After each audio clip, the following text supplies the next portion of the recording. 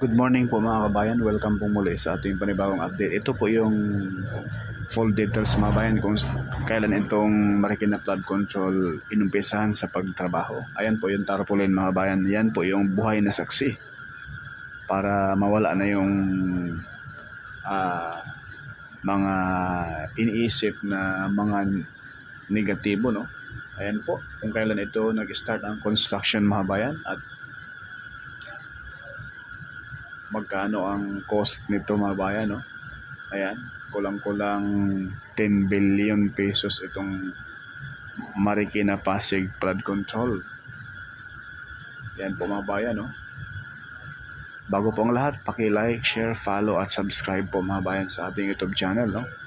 Paki-share na rin para malaman ng sambayan ng Pilipino na ito na po yung tax nila, no? Na pinaghirapan nila mga kabayan. Napakasolid yung gawa.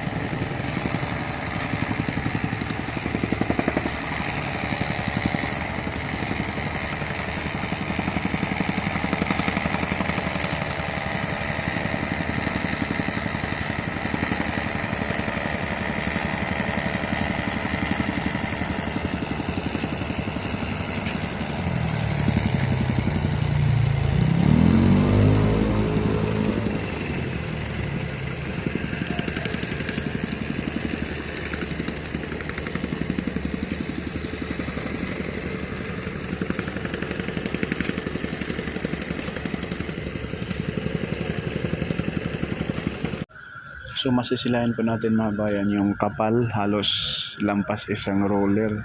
12 inches yung kapal nitong retaining wall, grabe.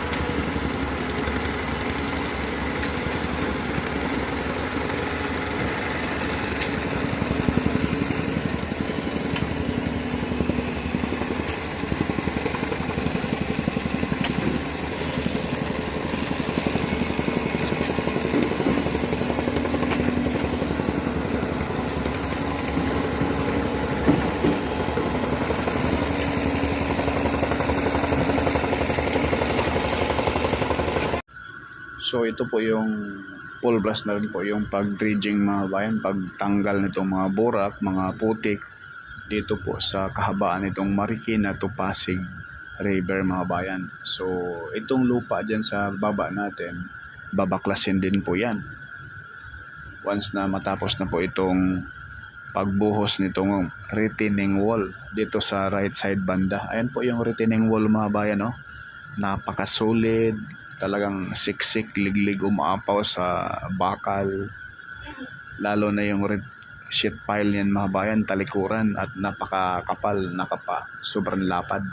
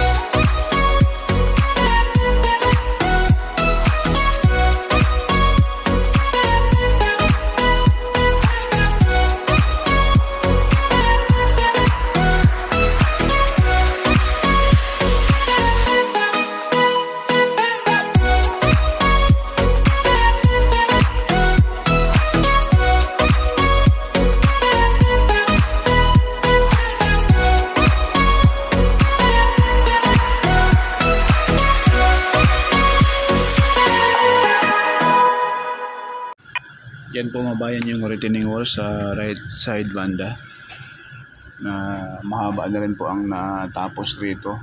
Ito na po yung sa taas mga kabayan. Yan na po yung Marikina City, no, sa unahan konti. So ito po sa right side, sobrang kinis at napaka-solid na retaining wall mga kabayan. Ayan, no, napakataas po yan mga kabayan, ha. Nasa 22 feet po yan ang taas niyan mga kabayan. Sobrang taas niyan. At yung mismong sheet pile na binabaon nasa 22 feet din po ang haba at baliktaran pa. So ayan po, mahaba-haba na rin. So may putol dyan sa unahan ay bubuhusan pa rin yan mga kabayan, no? Ganun po yung progress rito. Mabilis yung gawa dahil po sa magandang panahon, walang ulan, walang bagyo, kaya tuloy-tuloy yung gawa nito mga kabayan. So pagdating naman sa tag-ulan, pagdating naman ng December, May, no, June, July hanggang December na yun mga kabayan, lagi na yung umuulan rito. Kaya asahan natin na pagdating ng December ay masusubukan yung gawa ng mga Japanese contractor. So ayan po yung mismong retaining wall, yung kulay puti na mahaba ang pader na yan ng mabayan. Mataas po yan. At ito naman po yung likod. gagawan din nila ng kalsada dyan. Maganda yan para hindi na matayuan ng mga kubol-kubol dyan mga kabayan, no? Sa gawing right side. Kasi kung hindi yan lalagyan ng kalsada dyan ay sigurado punong-puno na naman ng ano yan, mahaba na yung 2 buwan ay puno na ng mga kubol-kubol yung likod na yan dito sa baba natin. Sigurado yan mga kabayan, no? Titigan nyo mga kabayan yung mismong retaining wall, napakasolid, at yung texture ng semento ay grabe, talagang sobrang kinis, mas makinis pa sa mukha ko.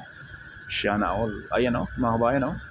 At yung kapal ng retaining wall ay lampas isang roller. Ang roller ay 12 inches lang yan, mga 14 or 15 inches yan mga kabayan, ang kapal, grabe. Yung lipad natin ay nasa 80 meters yung lipad natin sa ating drone. Yan o mga kabayan, grabe. At tingnan nyo naman sa bandang baba natin, may mga solid na bakal pa.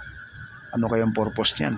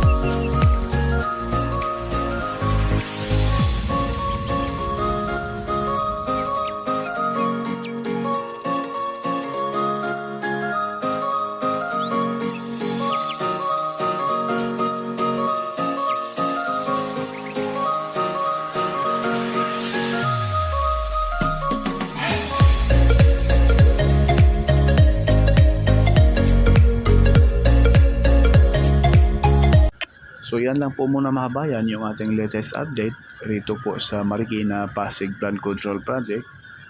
Porca Studio, hindi sikat pero nag-aabot ng balitang tapat. Paki-like, share, follow at subscribe po mga bayan. Maraming salamat and God bless.